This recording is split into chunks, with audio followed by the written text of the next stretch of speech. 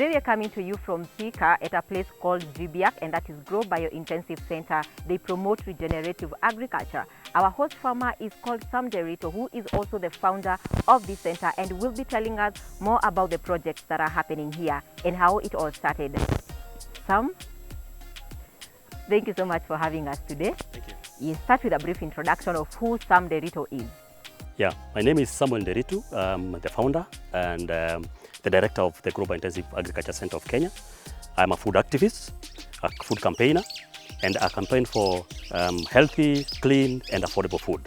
And therefore, we promote regenerative agriculture, known as the Grow Biointensive agriculture, that focuses on smallholder farmers with very small portions of land, so that they're able to grow more food using the resources that they have and that they're producing within their farms.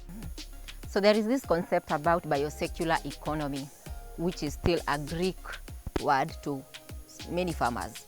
Tell us, help us understand what that is all about. Biosecular economy is where farmers recycle the resources or the materials that they produce within their farms, so that they are able to reuse them back into their farms and increase production using very simple technologies that you'll be able to see around here.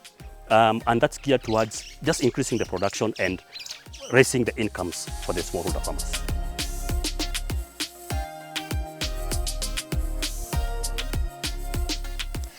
So Sam, I can see that in this particular section we have a variety of crops. Maybe you can tell us what made you choose to have this kind of intercropping.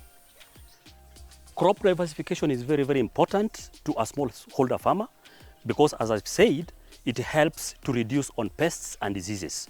So here we have different types of crops. This is amaranthus. And here we have spinach and onions. Spinach and onions mixed together is called companion planting. So you grow crops that have some companionships so that one crop benefits the other. So onions are known for repelling pests. So here you cannot find pests. We are not using any chemicals, so we have to use a technology that will help pests to be repelled. And so we also have sorghum. Sorghum is a crop that gives us food, but at the same time gives us materials that will make compost that will still come back into the same soil. The system that we use is using of beds. We use beds. These are growing beds, and these beds are double dug. And if you look at the soil is fertile. It's very fertile because we have used a lot of compost. And this is amaranthus, the giant variety that it gives us a lot of biomass. It's good for selling. Farmers can adopt this variety because it has biomass, and what people buy out there is the biomass. And so that's very important. And making sure that we are not stepping on the bed, because we have double dug this area, and so if you step on it, you compact. We have to avoid the compaction, because compaction will not allow water to penetrate. And if we receive some little rains, then the water will splash like this, other than going inside. So we have to double dig so that the water goes deep. This amaranth has been here for the last 1.5 months now, since they were planted. They are ready for sale. And for economic gains, we don't let a crop to overstay, because if it overstays, then it loses the economic value. So we let it stay here for about 3 months, and then we remove it and plant something else that is different from this crop. We have to follow what we call the crop families and crop rotation, so that we know the crop that we harvested here is different from the one that will be planted here, so that we avoid on pest and diseases infestation. And then here we have that very important plant there, call it Prosia vogeli. Prosia vogeli is a plant. It's a shrub. We get our biopesticide out of this plant by drying it on the shade, and then we get the powder, and then we use it to spray against pests and diseases. Again, we use the same powder to save our seeds in our seed bank, and then this plant is also very, very important against moles. moles, the ones that live on the ground that destroys crops. So when we plant it, the moles are attracted by the roots, so they come and eat the roots and they die. So this is very important plant for us, and that's why we have planted it. And we encourage farmers to use very simple technologies that will help in improving their productivity and production of their food. And these ones, maybe how long have they been here? They look they're very young shoots. Here we are trying to grow groundnuts because we have a very tricky kind of soil. This is clay soil, and so we are trying groundnuts to see whether it will grow in this soil, and then we'll take this information out to the farmers. This crop has been here for the last about 2 weeks now, and we just want to observe its growth. We also collect data on how it is growing, and all other crops here, we collect the data so that we know if it is during harvesting, how much will this area here produce. This is 100 square feet. How much will it produce? So that when we are advising farmers, we know that a certain area will be able to produce certain amount of a crop.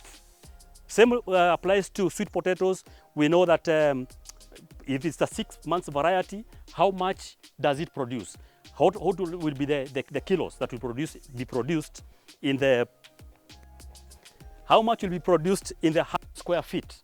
Because this bed here measures 2.5 by about around 6 meters. It's 100 square feet. So we gauge our production on 100 square feet for research purposes.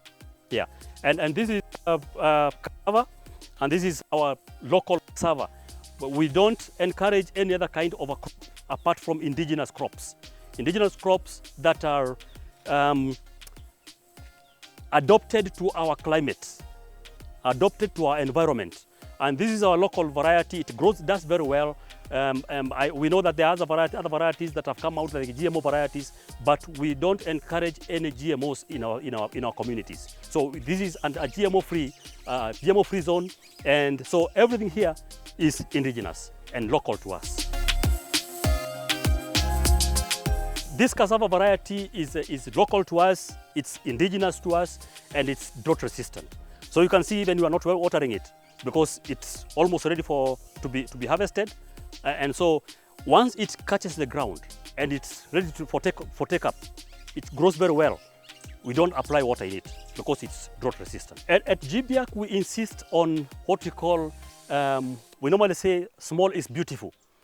Meaning that a small area of land like this, you are able to produce your own food, you are able to produce your own vegetables, and you're also able to produce your own fertilizer.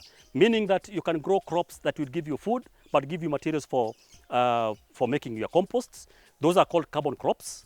And then we have vegetable crops, as you can see, and also we have special root crops. Special root crops are like sweet potatoes that you get food from the ground down there. So we normally calculate that if a farmer is able to use a 60-30-10 system where 60% you grow on carbon crops, 30% on special root crops, and only 10% on vegetables, then a farmer is ready to go. And because they will be able to produce a lot of food, at the same time they're producing materials for making compost and vegetables for income.